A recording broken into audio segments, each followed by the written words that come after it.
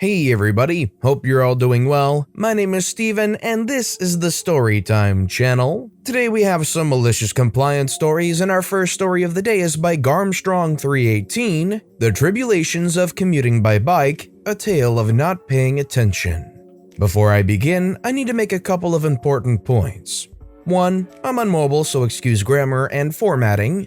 2. This happened 5 years or so ago. 3. This happened in the UK. On with our tale.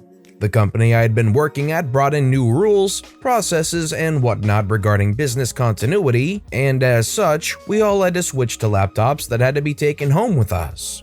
I was one of 4 people who commuted almost exclusively via motorbike, except in the depths of the winter, and herein lied the problem for us bikers.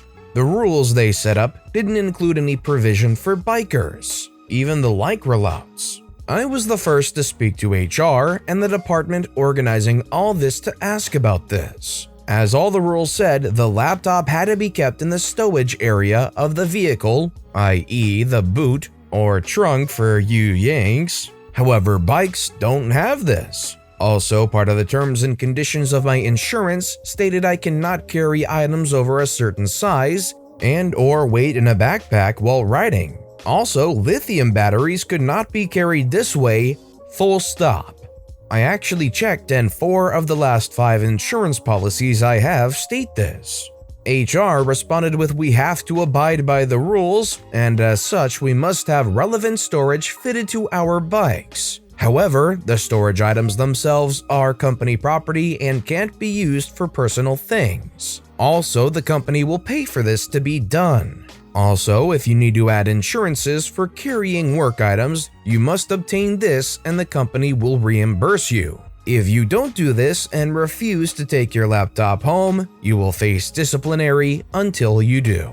Here is where we bikers get clever. We all go to the same place in my city that works on bikes and all purchase the same kit for our bike, which is a frame for attaching the pannier boxes and top boxes and purchase a full set of boxes for each bike. Then we also buy separately another full set of boxes. During this, it turns out 3 out of 4 bikes will need some rear panels cutting into to allow the frames to attach. Because of this, we had the shop order new panels for the bikes as well. We all then approached HR and handed over the bills, approximately 400 to 600 British pounds per bike for the frame and fitting, and another 500 pounds for the boxes. We got cheaper boxes in the second order. My bill total was 1,080 including value-added tax. HR actually refused to pay anything as they said it was our choice to fit the stuff, or face disciplinary for not taking the laptops home each day. At which point, the most senior of us pulled out the email that said they would pay for the work. He argued the company was essentially blackmailing us and he wouldn't stand for it. However, HR stood firm. It took nearly 6 weeks of arguing, especially after we billed them for the replacement body panels that were only small but we wanted as new parts if the frames were removed. But in the end, after a threat of involving solicitors, lawyers to you Yanks, the company backed down. However, they refused any future requests and exempted staff with only bikes of a main transport, not including public, from being disciplined for not taking laptops home. So in the end, I got a pannier and top box frame attached to my bike and paid for by the company. And I bought a sweet set of panniers and boxes as well for when I left. The company paid out around £5,000 in total to us 4 bikers. However, they never learnt, and I still hear of them making dumb mistakes or oversights that end up costing them money, in one case, over $1 million. Take care and stay safe all. You would definitely think in a process like this, they would start with, okay, we want everybody taking a laptop home. Let's begin with assessing how everybody gets home, and if that's realistic for everybody to take a laptop home. Instead, their thought process probably jumped to, laptops aren't that big, everybody can take it home. Do you think it would be realistic to expect everybody at a workplace to just take a laptop home every single day, no problem? Let me know in the comments down below. Our next story is by Neber VLC. Wherever the statue goes, I must go?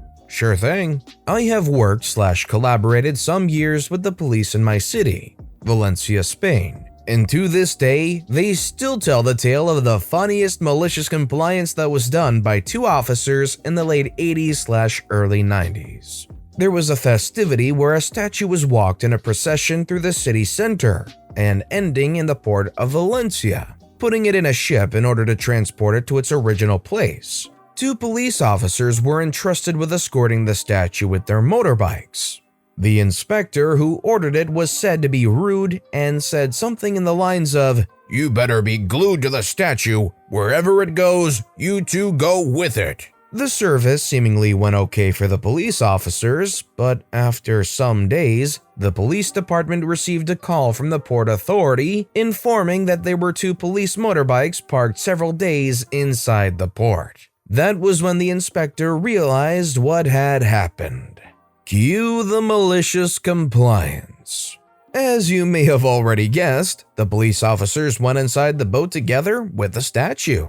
The statue belonged to a cathedral located in Ibiza, 110 kilometers from Valencia, and they spent some days in the Isle enjoying themselves before going back to Valencia, when the superiors finally contacted them and ordered them to come back. They did what they were told, and decades later, their colleagues that are still working — in Spain, local police can work until 65 years — still remember this tale as one of the funniest moments they have ever lived inside the police department. I mean, hey, if you're telling me to take a trip for free, I'ma go sightseeing. Thanks, boss. See you in a couple days.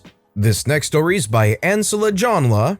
If you absolutely insist that I have to move this pallet immediately, then move it I will. I'm a retail merchandiser. I assist with refits or new store setups, or sometimes just get sent to be an extra pair of hands where a store has too many people off sick or on holiday. And even during refits, we're sometimes expected to work the delivery for the aisles that we have been rearranging that night, as the store's own staff have, for obvious reasons, been unable to access them all night. On this particular shift, we've been doing the beers, wines, and spirits section.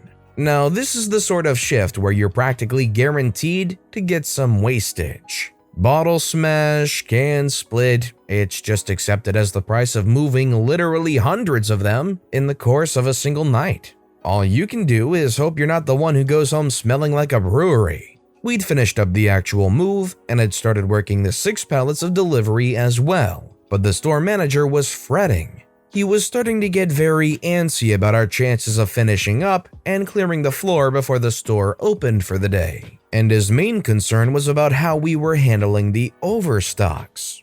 We had absolutely blitzed the first pallet, all hands working it and it alone, in order to empty it so we could stack the overstocks onto it. As soon as the last case of booze was removed from the blue boards, we moved the overstocks onto it and then split up to work the other 5 pallets simultaneously. As we worked, we added more to the first pallet. When we're in luck, we can get the overstocks from 6 pallets of delivery onto a single pallet. By the time the manager came around, dragging a pump truck with him, the stack was about 4 boxes high, about hip height on me. It wasn't the prettiest pallet stack you've ever seen, but it was stable, while it wasn't moving.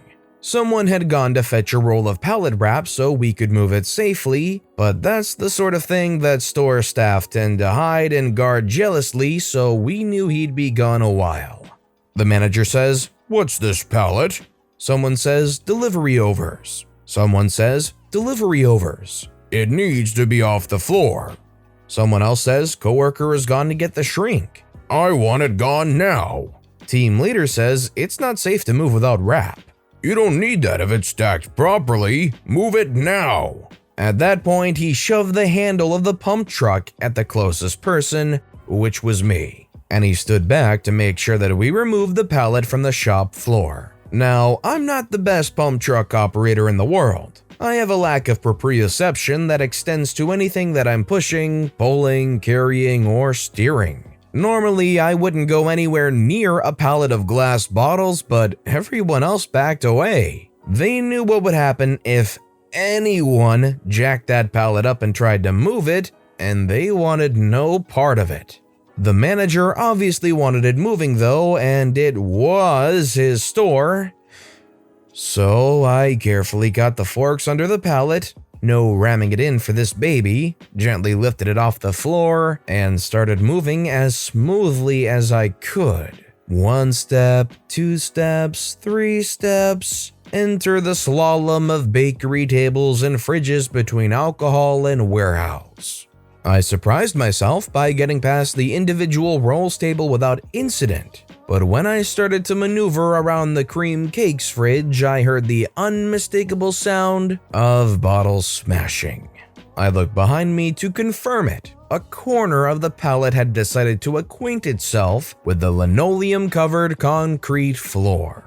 Wine, whiskey, vodka, and rum were all mixed in a spreading puddle on the floor. Oh, and on the manager who'd been following behind, presumably wanting his pump truck back once the pallet was stowed away, who hadn't bothered to try and stabilize the collapsing boxes. My team leader had also been following at a more sensible distance. Team leader says, looks like it needed wrapping.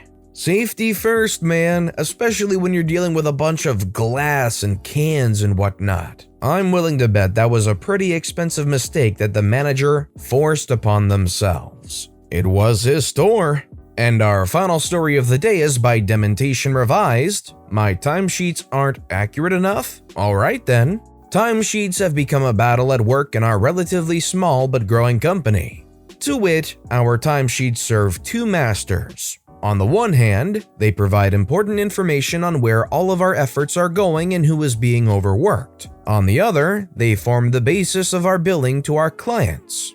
I'm a technical PM who occasionally jumps in to do admin work on a Salesforce database when our solution architects and BAs are too busy. I'm rusty, and I don't feel clients should have to pay for me having to remember how to do something or search something, do a write-up, and run it by an SA before implementing in our sandboxes. I suggest something similar to our admin trainees. Because they're learning, I tell them to bill half the time they worked on deliverables to our client and half to a training budget while they get their bearings so the client isn't being billed for learning time.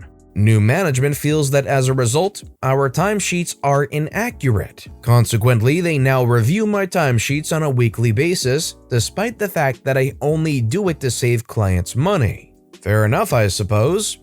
Except that a few clients have essentially signed separate work orders for major overhauls to the system with a budget associated with each. Easy if you're doing the actual work, as our BAs and SAs do. Problem is, our time tracking system has 0 tasks associated with overhead, and a lot of what I do is scrape the system to create documentation, internal and external, keep track of overall schedule, and keep as much unnecessary paperwork away from our SA and BA as possible. In other words, overhead. I have asked for tasks associated with overhead to be included and/or better guidance on what to do if I don't feel the client should be billed for work for one reason or another. A number of people have shared my concern. We have gotten nothing of the sort, and I continue to have timesheet reviews. The most guidance I got was, write detailed notes and we can figure it out afterwards. Well, okay then. Timesheets now get updated every hour. Clients with ton of tasks and subtasks and no overhead get a completely unique, ad hoc solutions to how the time is notated. The notes section of each item provides a detailed explanation of why I entered the amount of time that I did for the particular task, including whether or not it was an arbitrary division. The notes are quite detailed. If it ever takes me at least 10 minutes to type up my explanations, I throw in a 15-minute log time for explaining how my time was supposed to work and why I billed my work where I did, which gets charged to HR tasks. I also give them a 15-minute charge every day for making and remaking coffee and a generic 15-minute charge for bathroom breaks, both clearly labeled as such. Having recently been told that level of detail was gratuitous and unnecessary, I simply informed them that the guidance I was given was to write detailed notes, and until I have a way of denoting overhead in a consistent fashion that does not arbitrarily hit fixed funds for deliverables the clients expect, I will do what I was told was best practice. Our reviews have gotten quite boring as I assure my supervisors that everything I have to say is on the timesheet, and I have nothing further to add. The point is, there is no overhead task associated with client work, and that's a lot of what I do. I was audited for inconsistencies regarding the training code, explained the issue, but pointed out that without an overhead task associated with clients, I'm either arbitrarily charging random tasks for specific agreements, or I'm burying that potential revenue in internal overhead anyways. That issue has not been fixed and I continue to be audited.